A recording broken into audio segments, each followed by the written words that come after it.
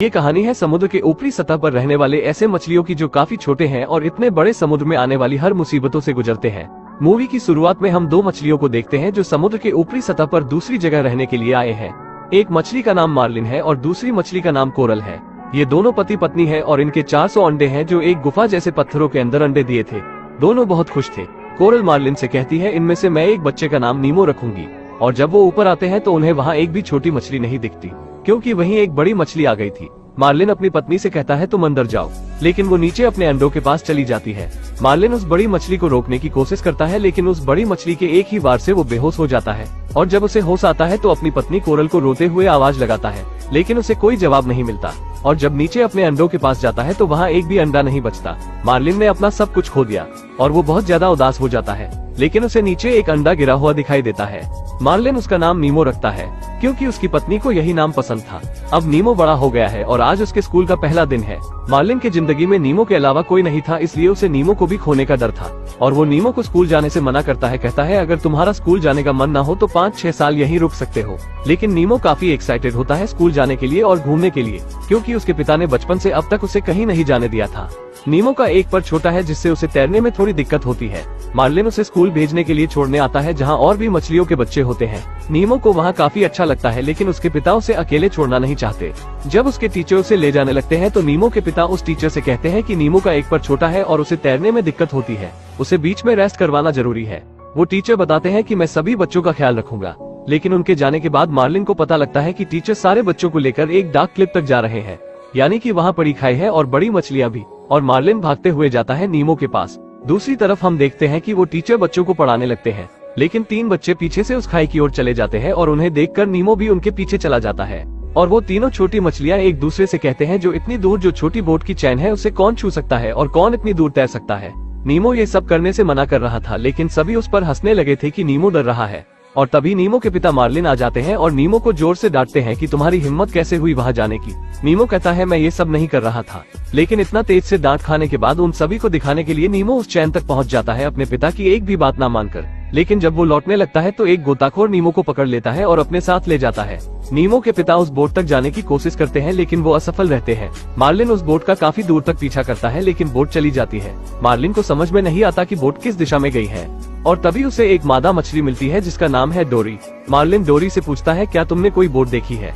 डोरी कहती है, हाँ मैंने देखी है, और मार्लिन उसके पीछे जाता है। लेकिन कुछ दूर जाने के बाद डोरी मार्लिन को बुरा भला कहने लगती है कि तुम्हारे घर में माँ बहन नहीं है क्या, जो एक जवान लड़की के पीछे पड़े हो। असल में डोरी को भूलने की बीमारी है। मार्लिन को लगता है ये उसके साथ मजाक कर रही है। मार्लिन उसे बताता है, मेरे बच्चे नीमो को गोताखोर उठा कर ले गए। डोरी उसे बताती है कि मुझे भूलने की बीमारी है और शायद मेरा परिवार भी मुझे ढूंढ रहा होगा, पता नहीं मेरा कोई परिवार है भी या नहीं। वो दोनों उसी बातों में उलझे रहते हैं और तभी एक बड़ी शार्क आ जाती है। उन दोनों को लगता है आज उनका आखिरी दिन है, लेकिन शार्क कहता है मेरा नाम है ब्रूस। वो उन दोनों से दोस्ती करने की बात करता है और उन दोनों को अपने इलाके में लाता है, जहाँ 2 और बड़ी मछलियाँ थी। वो तीनों बड़ी मछलियाँ एक कसम लेते हैं कि छोटी मासूम मछलियों को वो कभी नहीं खाएंगे, बल्कि उन्हें अपना दोस्त बनाकर रखेंगे।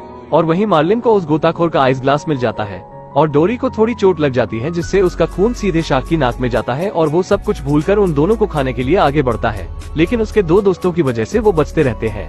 सीन बदलता है और हम नीमो को देखते हैं, जो एक दांत की डॉक्टरी में एक फिश टैंक में है, और उसमें वो अकेला नहीं है। उसमें और भी अलग अलग मछलियाँ थी जो अलग अलग मार्केट शॉप से आई थी। वो नीमो से पूछते हैं, तुम कहाँ से आए हो? नीमो बताता है, मैं समंदर से आया हूँ और मेरा नाम नीमो है। ये सुनकर वो सभी नीमो से कुछ सवाल करते हैं कि समंदर कैसा है। नीमो बताता है कि बहुत बड़ा और गहरा है समंदर, क्योंकि उस टैंक में रह रहे सभी मछलियाँ किसी बड़े समंदर को नहीं देखी थी, क्योंकि उनकी पैदाइश ही टैंक में हुई थी। और तभी नीमो को पता चलता है ये डॉक्टर अपनी छोटी बहन को उसे गिफ्ट देगा, जो हर एक मछलियों को तड़पा कर मार देती है। बातों ही बातों में नीमो वाटर फिल्टर पाइप के अंदर फंस जाता है और तभी उन सभी मछलियों के लीडर गिल पहुंचते हैं। वो कहते हैं कोई इस बच्चे को हाथ नहीं लगाएगा, वो खुद निकलने की कोशिश करेगा, और किसी भी तरह नीमो उस पाइप से निकल जाता है। दूसरी तरफ हम मार्लिन और डोरी को देखते हैं, और डोरी फिर से भूल चुकी थी कि मार्लिन कौन है, लेकिन उस गोताखोर का आइस ग्लास गहरी काली खाई में गिर गया था। दोनों उसे ढूंढने जाते हैं समंदर की गहराई में, लेकिन वहाँ इतना अंधेरा था कि उन्हें कुछ नहीं दिख रहा था। फिर उन्हें एक रोशनी दिखाई देती है और वो उसके पास जाते हैं, लेकिन वो रोशनी गहरे समुद्र की खतरनाक मछली की होती है और वो उन दोनों पर हमला कर देती है। लेकिन उसकी रोशनी की वजह से डोरी उसमें लिखे गए पते को पढ़ लेती है और मार्लिन उस मछली को उसी में फंसाकर दोनों वहाँ से बचकर निकल जाते हैं। दूसरी तरफ वो सभी मछलियाँ नीमो को अपने ग्रुप में शामिल करने के लिए एक टेस्ट पास करने के लिए कहते हैं, यानी कि एक तरह का परीक्षा। गिल नीमो को समझाता है, अगर आपने ये टेस्ट पास कर लिया तो आप हमारे जैसे बन जाओगे। और उसे बाकी मछलियां बताती हैं कि हमने यहाँ से बहुत निकलने की कोशिश की लेकिन हम सब असफल रहे। गिल उसे बताता है, आप छोटे हो और आप ये कर सकते हैं। उसे समझाया जाता है कि तुम्हें वाटर फिल्टर के अंदर जाकर एक कंकड़ को उसमें फंसा देना होगा और जब टैंक गंदा हो जाएगा तो डेंटिस्ट उसे साफ करने के लिए हम सबको एक पन्नी में डालकर बाहर रखेगा और हम छलांग मारकर खिड़की से बाहर समंदर में चले जाएंगे। दूसरी तरफ हम देखते हैं मार्लिन और डोरी उस पते का पता पूछ रही हैं एक मछलियों के झुंड से। वो सभी मछलियां बता देती हैं कि सिडनी किस तरफ है और साथ में ये भी बताते हैं कि रास्ते में तुम्हें पहाड़ी मिलेगी और तुम्हें उसके बीच में से जाना होगा, ना उसके ऊपर ना नीचे। लेकिन ये बात सिर्फ डोरी को बताई जाती है और वहाँ तक पहुँचने के बाद डोरी भूल जाती है और मार्लिन को भी पता नहीं था कि ऊपर से जाए या नीचे से। वो ऊपर से जाते हैं और वहीं डोरी को एक छोटी सी जेलीफिश मिलती है। मार्लिन डोरी को रुकने को कहता है लेकिन बहुत देर हो चुकी थी और जेलीफिश का पूरा झुंड ऊपर की ओर जा रही थी और इनके एक डंक से इनकी जान भी जा सकती है।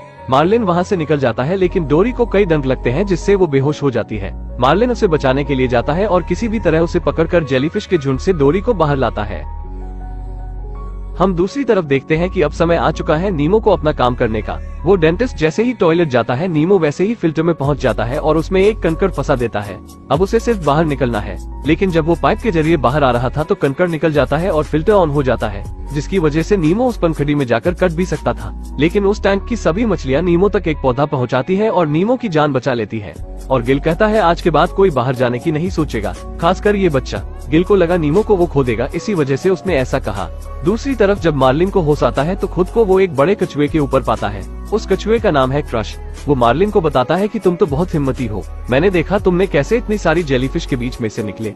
कोई और होता तो उनके डंक से कब का मर चुका होता। यहाँ मार्लिन बहुत से बड़े समुद्री कछुओं को देखता है जो लंबे सफर के लिए निकले थे और मार्लिन उनके बच्चों को भी देखता है जो मार्लिन को अपना हीरो मानते हैं, क्योंकि उन्होंने भी देखा था कि मार्लिन उन जेलीफिश से अपनी दोस्त को कैसे बचाकर जिंदा लौट आया।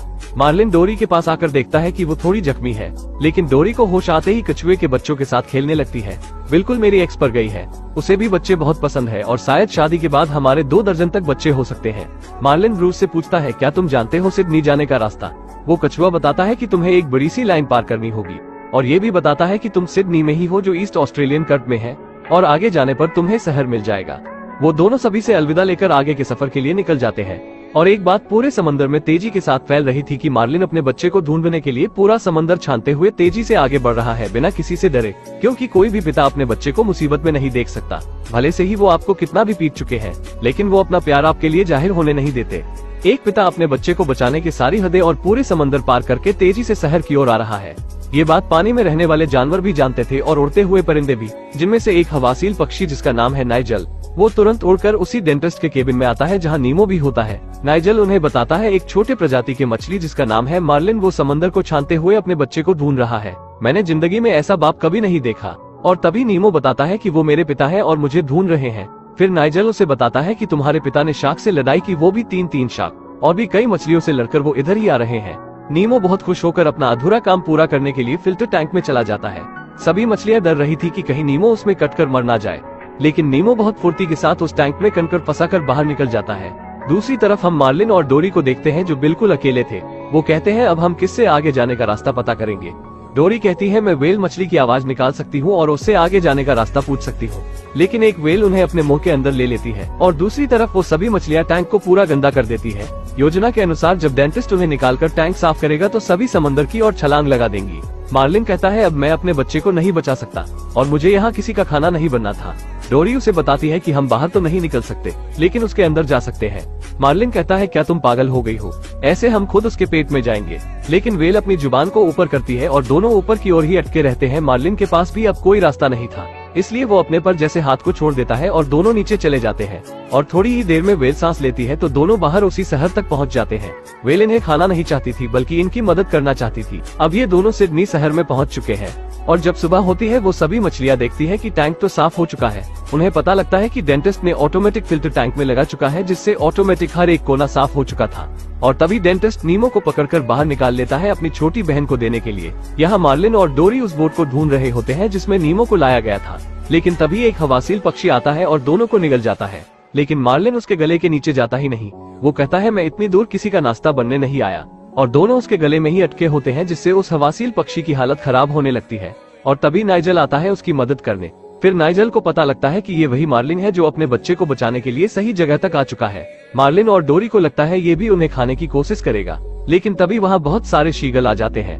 नाइजल उन दोनों से कहता है चुपचाप तुम दोनों मेरे मुंह में आ जाओ, मैं तुम्हें बचा लूंगा, लेकिन मार्लिन मना कर देता है। और तभी नाइजल बताता है कि मैं जानता हूँ नीमो कहाँ है, जिसका एक पर छोटा है। मार्लिन को यकीन हो जाता है कि उसका बेटा जिंदा है।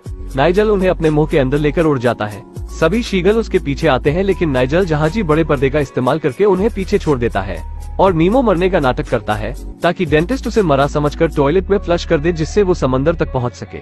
लेकिन तभी नाइजल उसके पिता को लेकर डेंटिस्ट के केबिन में पहुंच जाता है। मार्लिन को पता लगता है कि नीमो मर चुका है। वो नाइजल के जुबान को पकड़कर आगे की ओर करता है, जिससे उस केबिन में अफरा तफरी मच जाती है, जिससे डाला बहुत जोरों से चिल्लाती है और तभी उसके हाथ नीमो की पन्नी लग जाती है। वो उसे उठाने की कोशिश करती है और ये सब देखकर गिल उसकी मदद के लिए आता है और नीमो उछलकर बेसिन में गिरता है और उसके जरिए वो नीचे समंदर तक पहुंच जाता है। और इधर नाइजल मार्लिन और डोरी को समंदर में छोड़ने आता है। मार्लिन को लगता है नीमो मर चुका है, क्योंकि उसने डेंटिस्ट के केबिन में नीमो को मरा हुआ देखा था, और मार्लिन डोरी को भी छोड़कर जाने लगता है। मार्लिन का दिल टूट जाता है, क्योंकि नीमो के अलावा उसका उस दुनिया में अब कोई नहीं था। डोरी कहती है मैं तो हूँ, क्या मुझे भी छोड़कर चले जाओगे? मार्लिन उसे भी छोड़कर चला जाता है और नीमो उस पाइप से आने के बाद अपने पिता को आवाज लगाता है और वहीं उसे डोरी मिलती है। वो डोरी से कहता है आंटी आप रो क्यों रही हो? डोरी उसे बताती है कि शायद मैं किसी को ढूंढ रही हूँ और मैं यहाँ खो गई हूँ। डोरी फिर से भूल जाती है। नीमो कहता है मैं भी अपने पिता को ढूंढ रहा हूँ, चलो साथ में ढूंढते हैं। और तभी डोरी उस पाइप पर लिखे पते को पढ़ती है और अचानक उसे सब कुछ याद आ जाता है और वो नीमो को अपने गले से लगा लेती है। उसके बाद डोरी दो केकड़े से पूछती है क्या तुमने क्लाउनफिश को यहाँ देखा है? लेकिन वो केकड़ा मना कर देता है और डोरी उसे उठाकर पानी के बाहर कर देती है, जिससे सीगल इसका शिकार कर सके। और वो केकड़ा तुरंत बता देता है कि क्लाउनफिश किधर गया है। मार्लिन उदास होकर जा ही रहा था कि उसे नीमो की आवाज सुनाई देती है। वो फौरन लौटता है और नीमो को अपने गले से लगा लेता है। लेकिन मुसीबत अभी खत्म नहीं हुई है। यहाँ पर मछुआरे मछली पकड़ने आए थे और उसी जाल में डोरी और बहुत सारी मछलियाँ फंस गई थी, लेकिन उसमें नीमो भी चला जाता है। मार्लिन उसे निकालने की कोशिश करता है, लेकिन नीमो मना कर देता है क्योंकि वो डोरी और बाकी मछलियों को बचाना चाहता है। मार्लिन उससे कहते हैं कि मैं तुम्हें दोबारा खोना नहीं चाहता मेरे बच्चे। नीमो कहता है आपको मुझ पर भरोसा करना होगा।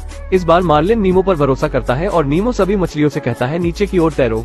वो जाल के अंदर जाकर सभी से ये कहता है और सभी मछलियाँ नीचे की ओर तैरती है, जिससे उस बोट का जाल टूट जाता है और सभी मछलियाँ आजाद हो जाती है। लेकिन उस बीच नीमो घायल हो जाता है। वो दोनों उसके पास जाते हैं और नीमो को होश आ जाता है। आखिर में वो अब मिल चुके हैं और अब वो घर जाते हैं। मार्लिन को लगता था कि नीमो का एक पर छोटा है जिससे वो कमजोर है, लेकिन वो कमजोर नहीं बल्कि एक हिम्मती और मजबूत बच्चा है मेरी तरह। और फिर से वो सभी खुशी खुशी रहने लगते हैं और वहाँ वो तीनों बड़ी शार्क भी रहने लगते हैं। और वो बताते हैं कि हम छोटी मछलियों को खाते नहीं हैं बल्कि उनके दोस्त हैं। इनके रहने से इन्हें अब किसी बड़ी मछली से डरने की जरूरत नहीं, क्योंकि मुसीबत में ये उनकी रक्षा करेंगे। और मार्लिन क्लाउनफिश होने के कारण सभी को जोक सुनाता है। और दूसरी तरफ हम देखते हैं कि उस डेंटिस्ट के फिश टैंक में बहुत गंदगी होती है और सारी मछलियाँ वहाँ खिड़की के बाहर छलांग लगा चुकी थी। अब वो भी समंदर में आजाद है उस डेंटिस्ट के फिश टैंक से। और इसी के साथ ये मूवी खत्म होती है। इसमें एक पिता का प्यार और छोटी मछलियों की छोटी जिंदगी के बारे में दिखाया गया है। किसी भी जीव जंतु की जिंदगी आसान नहीं होती। वैसे आपको ये मूवी कैसी लगी कमेंट बॉक्स में जरूर बताना। और अगर आपको ऐसी और वीडियोस देखना पसंद है तो सब्सक्राइब करिए और इस वीडियो को लाइक करना मत भूलना, क्योंकि अगले संडे आपको इससे भी अच्छी वीडियो देखने और सुनने को मिल सकती है।